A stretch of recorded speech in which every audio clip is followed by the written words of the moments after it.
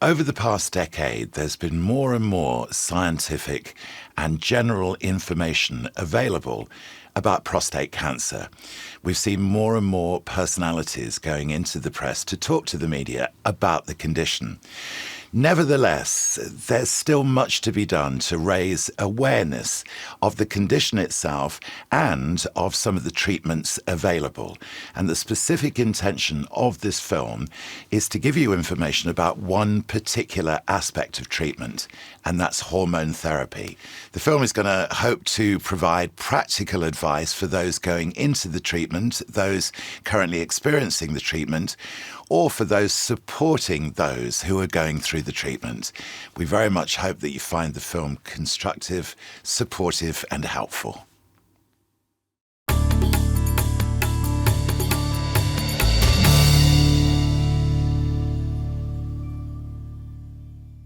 Prostate cancer is the most common cancer in men, with over 35,000 cases being diagnosed in the UK every year.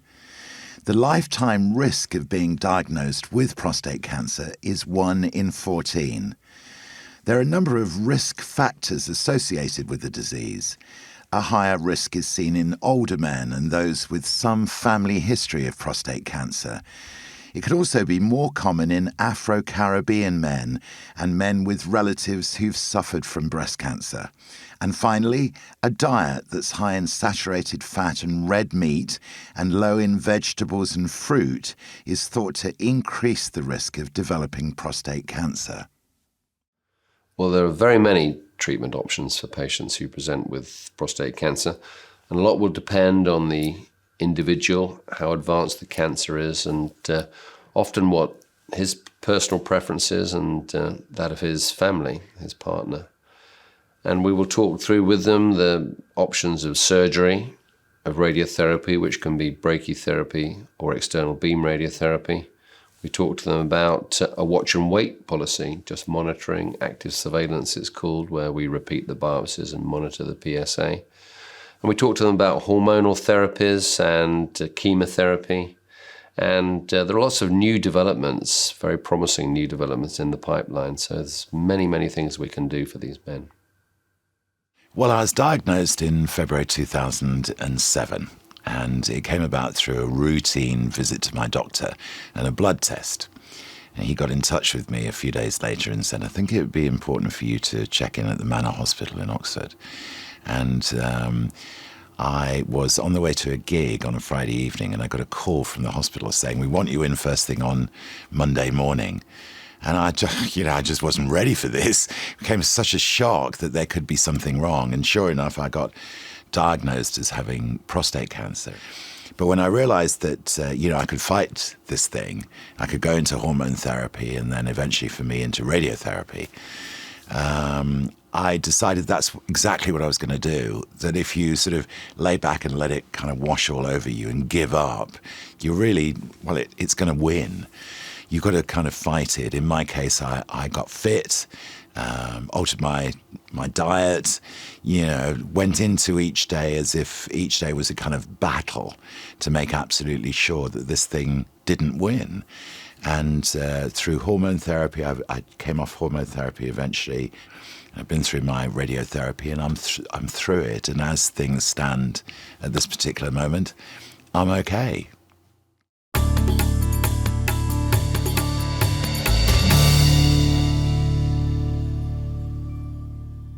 Hormone therapy, or androgen deprivation therapy as it's sometimes called, is a mainstay of treatment for prostate cancer. Prostate cancer cells thrive and are driven by the male sex hormone testosterone.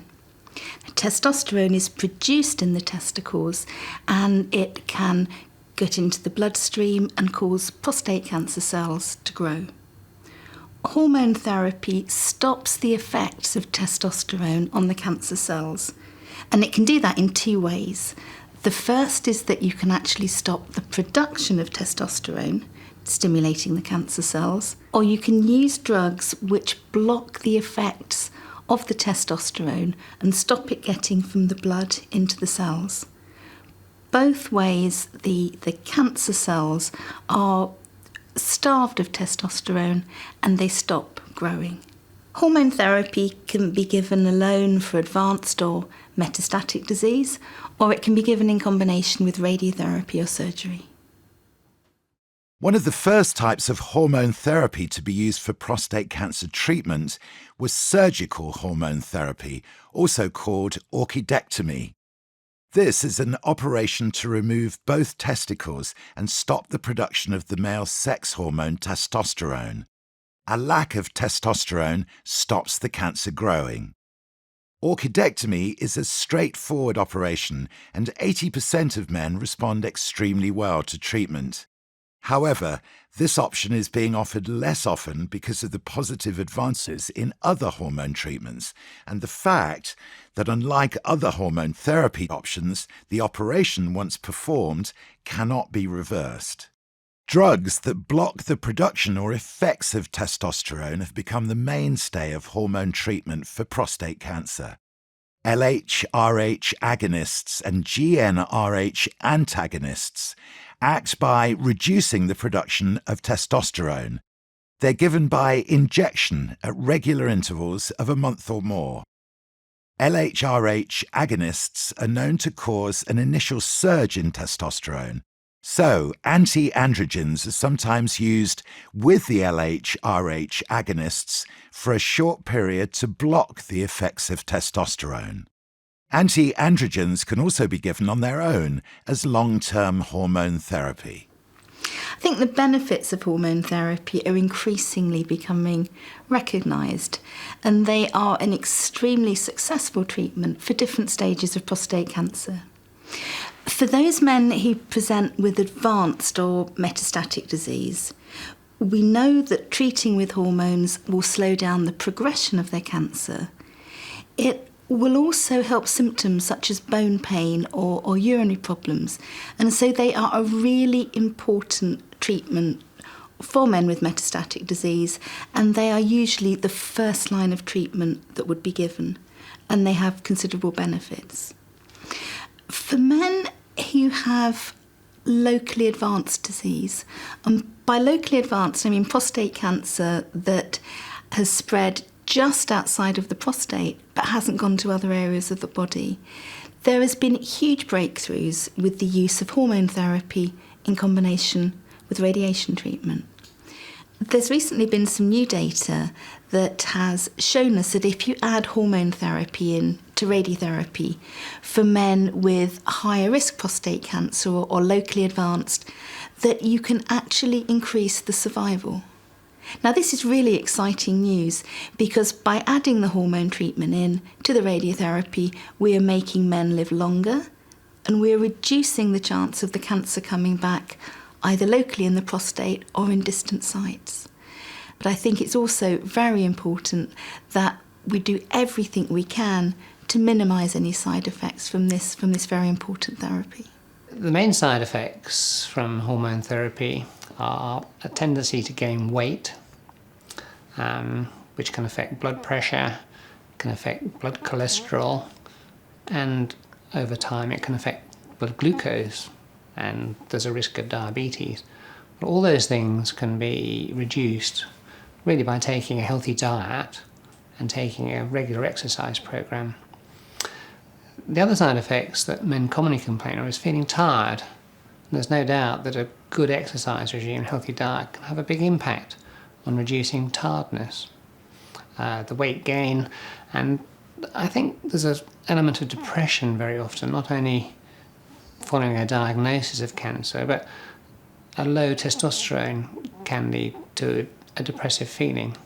And we found that if you can get men to exercise on a regular basis, then depression is much less common. Hot flushes are a thing that perhaps 8 or 9 men out of 10 will complain of, but there are many ways to combat that. I think the sexual side effects often concern men very much, and these are twofold. One is a change in libido, so desire is less, and secondly, the majority of men on hormone therapy find erections become quite difficult. And if you're concerned about it, then speak to your doctor, because there are treatments that we can help you with. So The take-home messages are, yes, there are side effects from hormone therapy, but we have some very good treatments available. And if you play your part by undertaking a diet and exercise program, then most of the side effects can be minimised.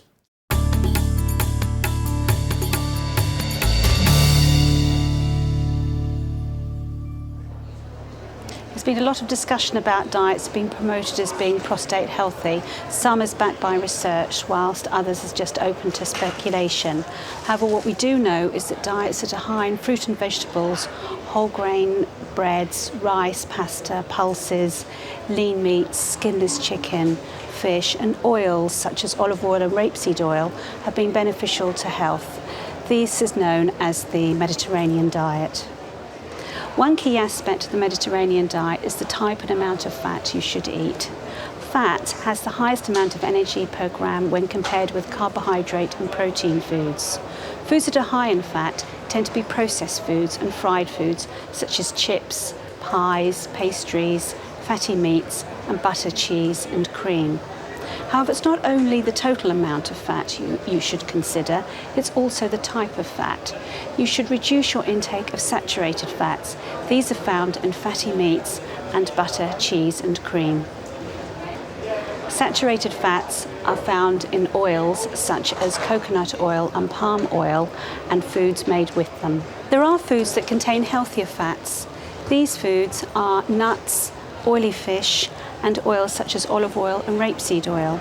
These foods are high in unsaturated fats and omega-3s and have been shown to be beneficial to health and protect against cardiovascular disease. However, do remember that foods high in fat are also high in energy. We are becoming much more aware of the 5-a-day message now. As dietitians, we advise a minimum of 5 portions of fruit and veg per day. 1 portion is the amount that fits in the palm of your hand. You should also aim to choose a variety of fruit and vegetables. Choose from a wide range of colours, such as green, red or purple. Fruit and vegetables should form the main part of every meal and form an excellent snack. Antioxidants help protect the body's cells against cancer-causing substances. Foods that are high in antioxidants are fruit and vegetables, and these are vitamins A, C and E, and lycopene, which is found in tomatoes. Tomatoes contain lots of lycopene, and we know that diets that contain lots of processed and cooked tomatoes protect the body against certain cancers, in particular prostate cancer. Cooking or processing tomatoes, for example, heating the tomatoes with a little bit of oil, will help to release the lycopene from the tomato skin and help the body to absorb it.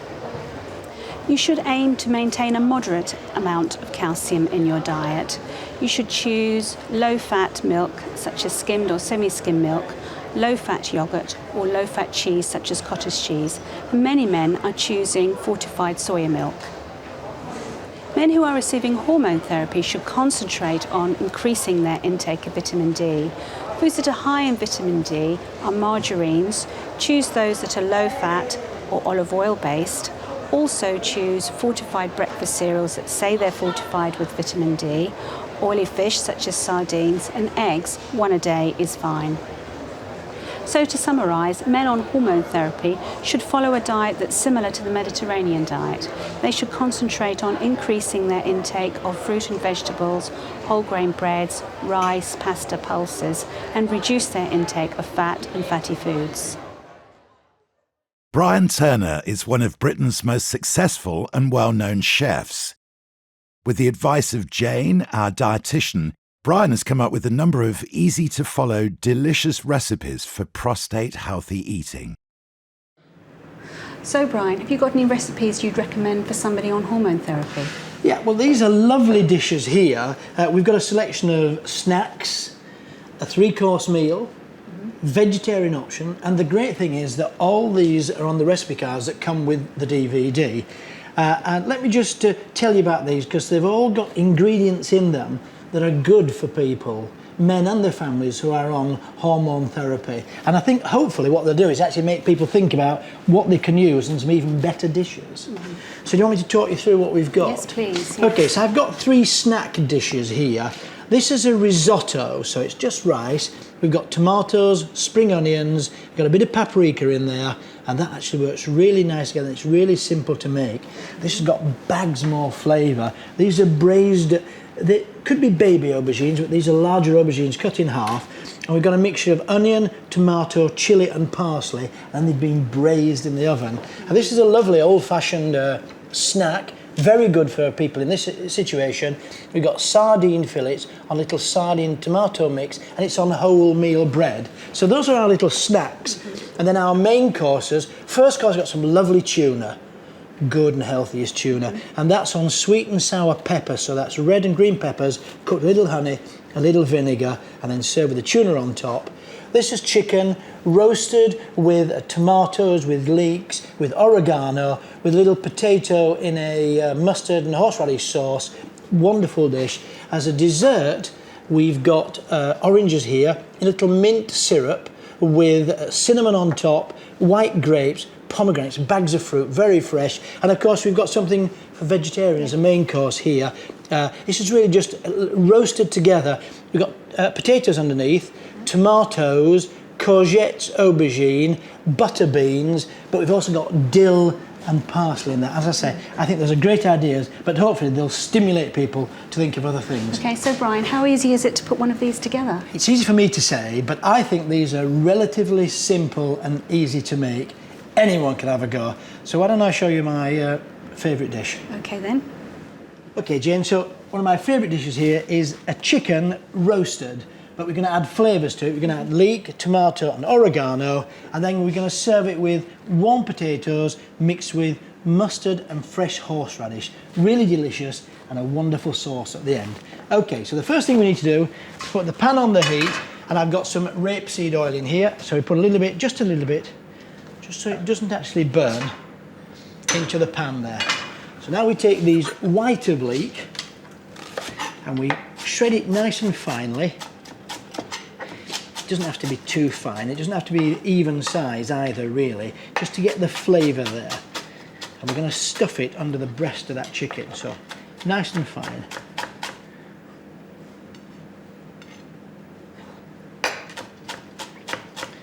And what you have to do is remember that anybody can do this. It doesn't have to be, as I say, it doesn't have to be exactly the same shape. That way it means that nobody gets frightened by doing it. So we put this into the pan. There's a little bit more here. Wooden spoon.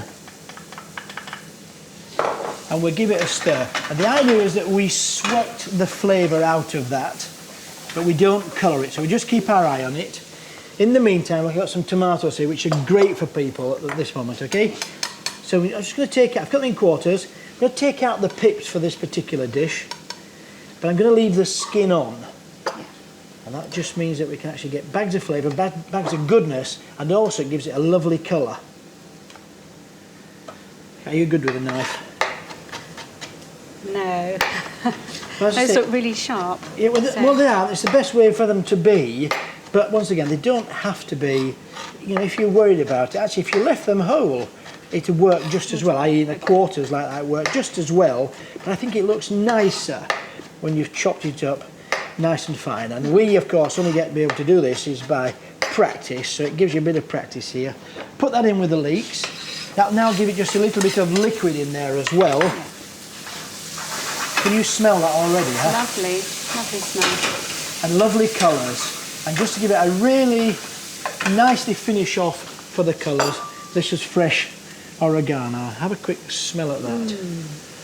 But really lovely. Whatever herbs you've got, but this oregano works tremendously well with, I say, with the tomatoes, and goes well with the chicken.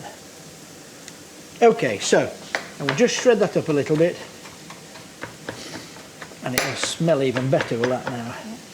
And I'm going to put that into here. Now, you can let this stew for a few minutes if you like, 10-15 minutes, but you don't really need to worry too much about it, but it will enhance its flavour. What I'm going to do, I'm going to take that off now, and I'm going to put it into a bowl so it cools down a little bit. But you've got the smell, you've got the aromas, and you've got that lovely colour, which is really what we're doing. So we put that there, and we'll leave this over here. We can use that in a second. Okay, now, let me get rid of this. And what we need to do is bring our chicken into play. Now, this will actually just phase one or two people, but it needn't do that, and it's good value for money, so you can buy a whole chicken. But what we're going to do, we're going to get 2 dishes out of this. I'm going to serve a crown of chicken, which is just the breast. So the first thing we need to do is to take off the legs. Now, you will be able to buy, I'm sure, from a local butcher, a crown, but probably not from a supermarket. But let me tell you, they'll charge you to do it, so if you can learn how to do it, and it's really quite simple. You have to have your knife sharp to do You have to it. have a sharp knife, but in actual fact, there are natural joints. So if you just, when you bend it like that, the bone pops out. Okay. Now, when we work in restaurants, we do all fancy kind of things, but all you need to do is just take that little tip there and just go straight through. You can use all these for another dish later on, so put them in the freezer. There we go. I'll keep them for later on. Now, the next trick you need to do is you need to, while it's standing like that, just using the finger, just release the skin, okay, and that will form a little pocket. Now, most people in this situation don't really want to eat the chicken skin, but it does keep everything together, and you don't have to eat the skin, you can take it off afterwards. What we're going to do now is just quickly take that little bit off there, and we're not going to use that. So now, we can use that for another dish over here. That's the bit we want. That is our crown of chicken. Now, we've let our stuffing, we'll call it, our savoury bits, we've let it get cool, and you now use that pocket, just carefully. I'm going to be very vain now, I'm not going to put my glasses on, which I would normally do so I can see what I'm doing. It's a general operation, so if I miss the pocket, you will tell me, won't you? I need to be sure of what I'm doing. And if you're doing this at home and you have the time, you can actually just leave this now in the fridge to sit for a while. So just to recap what we've got in there, we've got some rapeseed oil, not a great deal. We've got the tomato with the skin on, we've got leeks, and we've got oregano, and that now will give lovely flavours to that breast of chicken. Yeah. So you can leave it to stand for a while and then roast it tonight, later on, or we can roast it straight away. Just a wee bit of oil once again, just a tad, just to stop it burning. Let's bring it over here so you can see it. Into there it goes. I'll be using the minimum amount of oil, but you don't want to burn it. So just actually look at the colour, it changes like that. And then a bit of salt and pepper. And that's going to go into the oven now at about 180 degrees, 180 to 200, for about this size, for about 40 to 50 minutes. So let's put it in. Okay. So doesn't that look lovely? It looks more attractive than a roast chicken, it really does now. Lovely colours, and the thing for me, it just smells so nice, and the way that the juices have mixed with the oil is wonderful. Now, any meat like this, you need to let it sit for 5 minutes just to get itself relaxed, the juices reform, and it'll be more tender and easy to carve. So whilst that's happening, I'm going to take a bit of shallot here, and we'll just chop that up. I actually think it's probably easier rather than slice it, just to shred it nicely like that, okay? Just gives you that bit more texture. It's a lovely flavour, and if you haven't got shallot, you can use a red onion or a normal onion. But I think the shallot tastes nicer and finer. And what I said before, look here, I've mixed some mustard, any kind of mustard. I don't think English is the best, it's too strong. French mustard with fresh horseradish, and we'll put the shallots in there. And these potatoes are just being steamed or boiled, and all we do is, whilst they're warm, they've cooled down a little bit, because otherwise they'd be too hot, just slice them and put them into our little bit of a mixture here. But the trick is that they're warm, they're not hot, they're not cold, but they're warm, and they just absorb that little bit of flavour. So we put those in there. I'm going to put some salt and pepper. Obviously not a lot of salt, but pepper actually works well here, just to give that bit of spark and makes really interesting eating. Okie dokie, so just a tad of salt, and just put some pepper in there. And I'm going to be a really good boy. Look, I'm going to mix it with a spoon. Just look at that. And if you've got 5 minutes for that just to sit there, just grab that. And fresh horseradish, it's as much or as little as you want, but it really is good, spicy, hot, interesting flavour. Okay, now we've got our chicken to deal with. It's cooled down a little bit, but just let it cool down so you can handle it. And then all we're going to do now is take off the 2 breasts. Now the easy way to do that is just straight into the bone and then just straight down through the joint there. And then just pull that, and that comes away. Look at that, perfectly cooked. Leave it on the bone, so that's one bit there. And the second bit we'll take off this side. Right, there we go. It is quite hot. You might have to wait a bit longer. I've got those fingers. So I'm just going to take the skin off for those people who have a prostate condition. But what's managed to do is managed to hold in some of that flavour. But we'll leave the skin on for whoever else is eating with us. Take all the excess here. And what I did was, I've got a little bit of chicken stock over here, and I kept a bit of that extra stuff in here. Just a wee bit of chicken stock into there. Let's turn that up. Just to form our little sauce. And then we'll take this here and we'll scrape that in the pan. So this is just the stuffing that we had. Make sure whoever's actually got the skinless chicken actually gets the sauce. So don't let anybody else pinch it. But it looks really good. Okay, so now all we do is we simply dress this up. We take our warm potatoes in the mustard and horseradish and make a little bed. Okay, then we'll put our chicken with the skin off. Here's our chicken with the skin on. That goes on top there.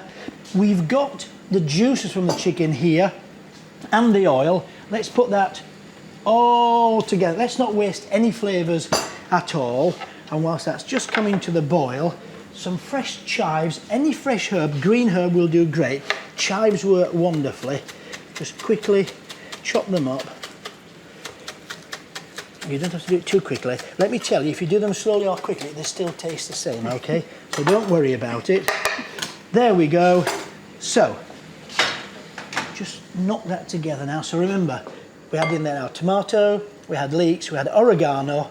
That goes over the top, gives that lovely colour and attractiveness that makes someone say, I really do want to eat that, and I can eat that.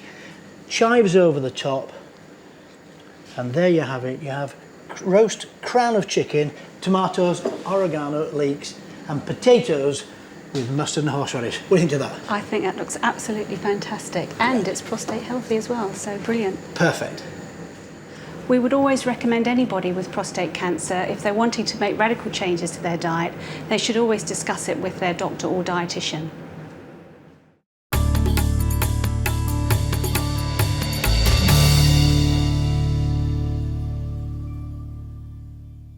What I'm handing out to you here is the programme of the exercise routine that we're going to be carrying out today. Okay, fine. So you'll see we've got 7 stations for exercise. They include a warm-up and a warm-down. And it also lets you know what we're doing with the exercise. Endurance, strength, flexibility, balance and functional capacity. It is important to appreciate that exercise and diet go hand in hand. And when we're prescribing exercise for prostate cancer patients, the programs must be tailored to their individual needs, and that's a very important consideration.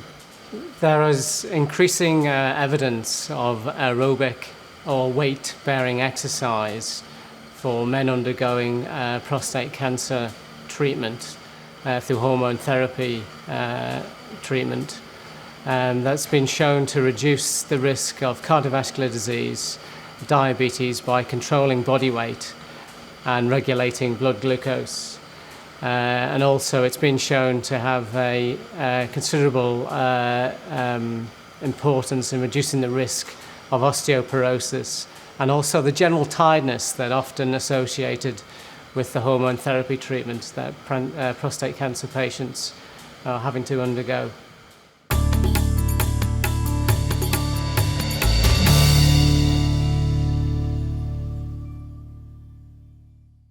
Before embarking on a circuit of exercises, you should do a whole body warm-up for about 10 to 15 minutes.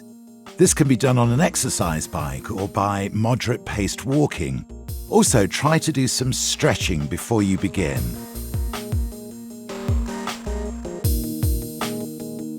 A 6-minute brisk walk is recommended to improve your endurance.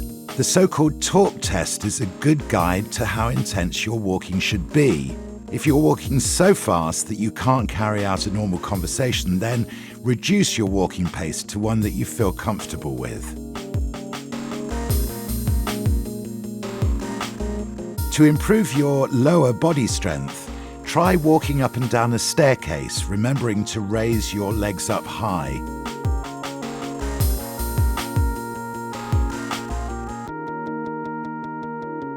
This exercise should be repeated 3 times. Similarly, repeating supported push-ups 5 times strengthens the upper body.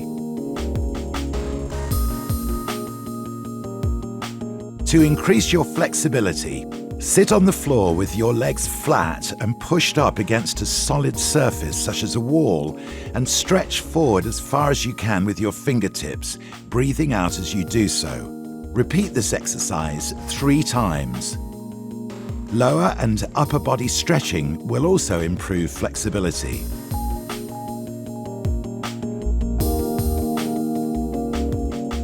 An exercise to help with your functional capacity involves pushing up from a sitting position to a standing one and then stretching out. This exercise should be repeated 12 times. Another exercise to improve functional capacity is to move from a seated position to a standing one and then throwing and catching a sponge ball. This too should be repeated 12 times.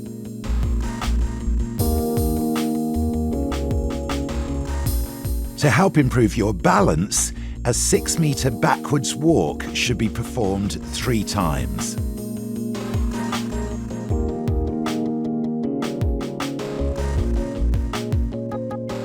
When you finish your exercise, warm down gently on an exercise bike or with easy-paced walking. And finally, do some stretching and then relax.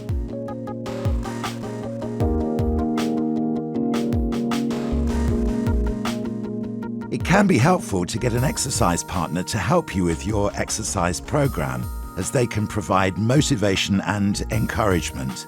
Ideally, it takes 4 to 6 weeks to adapt to exercise, so a long-term commitment is essential. Try to do 1 session a day in the first week, 2 sessions from week 2 with a 10-minute recovery between sessions, and build up to 3 sessions a day after 4 weeks. Endurance activity should include 30 minutes of brisk walking a day for 5 days a week, and this can be split up into different sessions at various times of the day. The strength, flexibility, balance, and functional activities should be carried out for 3 days a week. In general, try to do 45 to 60 minutes a day of physical activity above your normal routine. We can actually increase the number of repetitions as the weeks go on, as the individual starts to improve. And that's another important factor because it will help with the motivation. Unfortunately, nowadays we've got a sedentary sort of environment, but the ways in which we can actually improve the situation is how about sort of walking to work instead of driving to work? Where possible, can we cycle to the destination that we're going to? There are various types of moderate and vigorous activity that can prove beneficial. For instance, moderate exercise and leisure activities include walking, dancing, yoga, and cycling. Vigorous activities could include jogging, aerobic dance, and circuit training. For men who are into sports, golf, doubles tennis, and badminton qualify as moderate types of activity, while football and singles tennis count as vigorous activity. At home, moderate activities include mowing the lawn, patio or garden maintenance, and walking the dog. Digging, masonry, and carpentry are classed as vigorous activities. And finally, moderate activities related to work include walking and lifting as part of your job, and vigorous activities include heavy manual labor such as construction work. You should consult your doctor about which activities are suitable, particularly those that are vigorous or weight-bearing.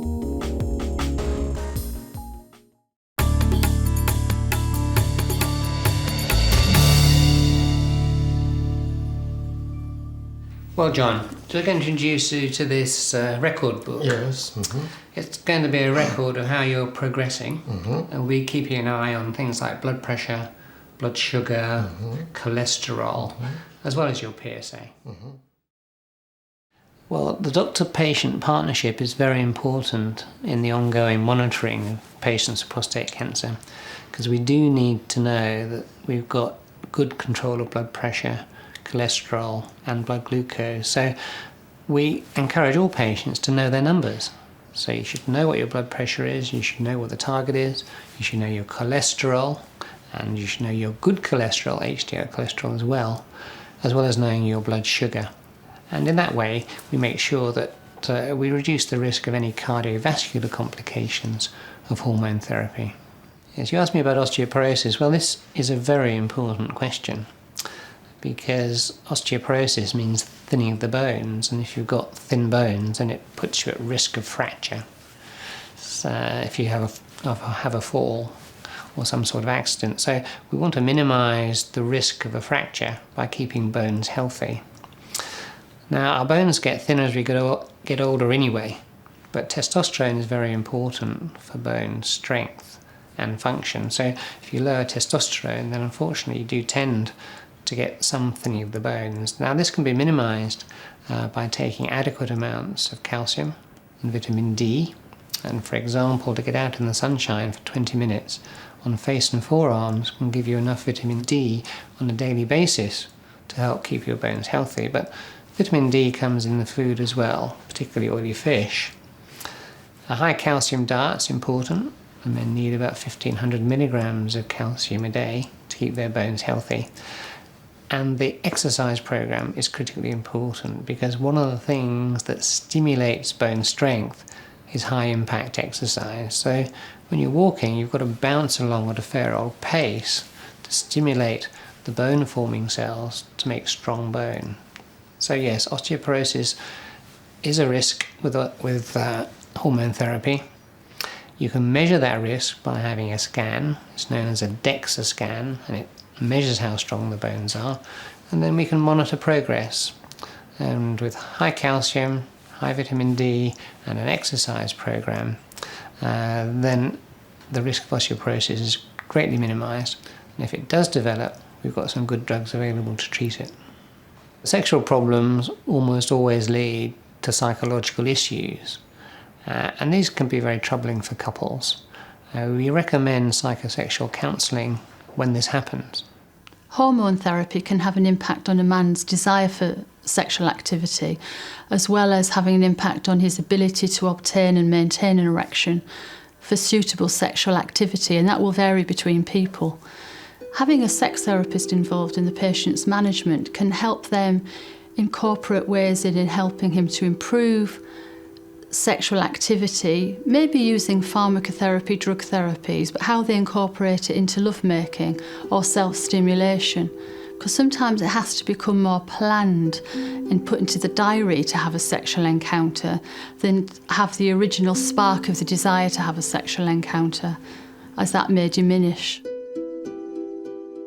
Sex therapy can be very successful in helping men restore their sexual function, either with their present partner or if they're not in a relationship, in a future relationship. It can help them come to terms with the outcome of the treatments and the impact on their sexual function, and get them focused on improvement and bringing change.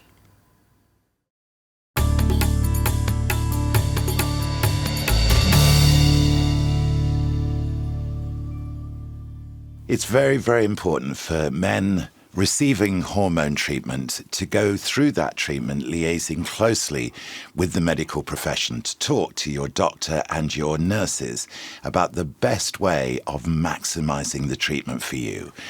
More detail can be discovered from the booklet that comes with this DVD, which gives advice as to how to crunch all these numbers. New advances in hormone therapy and a healthy lifestyle can help you fight prostate cancer. There's no doubt about the fact that people who've taken on a better diet, more exercise, are already reaping the benefits. My experience is I've always kept fit. And even when I was diagnosed with cancer, I still continue with my fitness, and I just feel that it's helped me to come to terms with that. I mean, you're initially in a shock situation when you're told about it, but if you keep yourself active, mentally active, and mixed with fit people, you keep yourself fit. And that's the only approach I can find to deal with it. I was putting on too much weight, and I decided that the cardiovascular exercise would be more suitable for my fitness. And having started it a short time ago, the change in my attitude towards exercise has been phenomenal. I now enjoy my life. I can actually play with my grandchildren without getting breathless, and I would recommend it to anybody, just in short bursts, that an hour a day and you feel good, and it's well worth it. I've been on this regime about 4 years, okay, and the difference between 4 years ago and now is amazing. People don't believe I'm the same person. It's just healthy, simple things, and do them regularly. That's all. Just moderate your eating, increase your exercise, but don't go mad, and just do it regularly.